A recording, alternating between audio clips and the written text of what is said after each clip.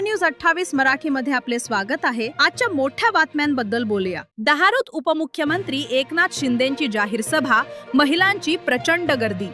नगर परिषद निवडणूक 2025 च्या पार्श्वभूमीवर उपमुख्यमंत्री एकनाथ शिंदे यांच्या उपस्थितीत डहाणूत भव्य जाहीर सभा पार पडली।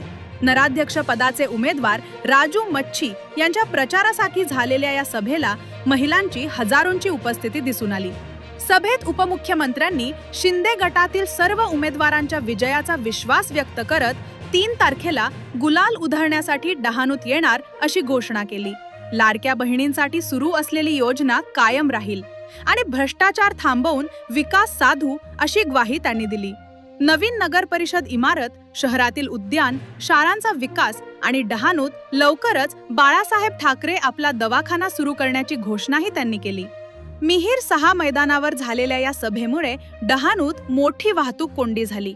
विशेष म्हणजे सभेसाठी VM पाटील कृषी प्रतिष्ठानच्या 250 ते 300 विद्यार्थिनी आणल्याचे निदर्शनास आले असून या प्रकारावरून सुरक्षितता आणि शिक्षणात अडथळे याबाबत प्रश्नचिन्ह उपस्थित होत आहे। या सभेला शिवसेनेचे अनेक मान्यवर उपस्थित होते। निवडणुकीच्या तोंडावर शिंदे गटाचे हे मोठे शक्ती प्रदर्शन ठरल्याची चर्चा राजकीय वर्तुळात रंगत आहे। न्यूज 28 मराठीसाठी डहाणू मुख्य प्रतिनिधी सतेंद्र मातेराची रिपोर्ट। यासाठी आपण प्रयत्न करू। तुमचा एक विषय होता युनिफाईड डीसीपीआर कुठे गेला? मच्छीमारांचा काय विषय आहे? आता तू तर नगराध्यक्ष होणार ना, मग मच्छीमारांचा पहिला सोडवणार।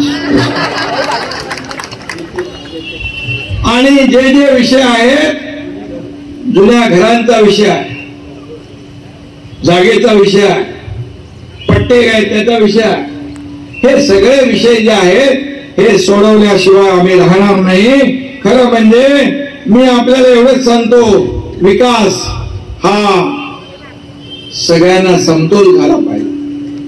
आज पालघर जिल्ह्यामध्ये विकासापासून डहाणू वंचित आहे। हा डहाणू वंचित आहे ना, आता डहाणूला सगळ्यात नंबर 1 ला करायचं आपल्याला, 1 नंबर। आणि म्हणून मी आपल्याला एवढंच सांगतो, या आधीच्या लोकांनी काय केलं त्याच्या मी काय बोलायची गरज आहे का? तुम्हाला ते सगळं माहित आहे ना, इतिहास सगळा माहित आहे ना, आतून बाहेरून सगळं माहित आहे ना, त्यामुळे मी त्याच्यावर काय बोलत नाही। पण मी तुम्हाला एवढंच सांगतो, हा राजू मच्छी जो आहे हा कार्यकर्ता, हा लोकांच्या घराघरात जाणारा कार्यकर्ता आहे। राजू हा बाळासाहेब दिघे साहेबांचा शिलेदार आहे। राजू ऑफिस मध्ये बसून आदेश देणारा नाही, तर तो ऑफिस पण नाही वाटत, चलता फिरता ऑफिस आहे त्याला।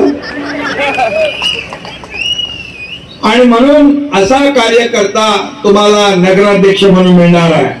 राजूला भेटायला तुम्हाला अपॉइंटमेंट घ्यावी लागणार नाही, आणि घ्यायला लागली तर मग मी त्याला कान पकडेल, कारण मला भेटायला पण अपॉइंटमेंट घ्यावी लागत नाही, मुख्यमंत्री असताना पण आणि आता पण। आणि म्हणून राजू सर्वांना सोबत घेऊन काम करेल, सर्वांना विश्वासात घेऊन काम करेल।